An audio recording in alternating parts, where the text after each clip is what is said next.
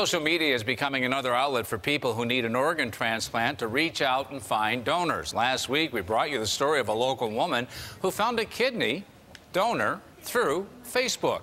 Medical experts say the trend is growing in Western New York, but the call by hundreds of people who need an organ transplant is not answered. News 4's Dave Graber has more.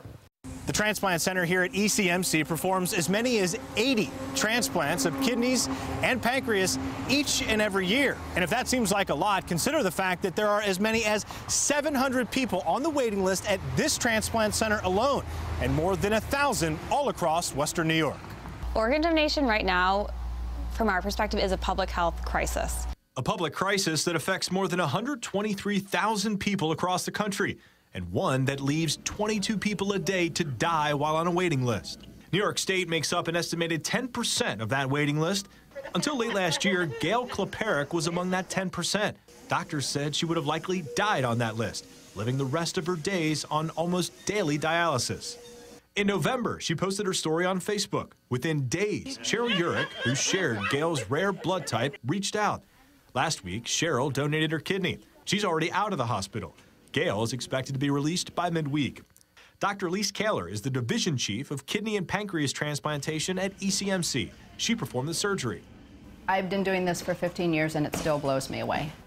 I mean, every time it happens, I am amazed. Dr. Kaler said she's seeing a big increase in situations just like Gail's, where a stranger reaches out to change a life thanks to a link created by social media.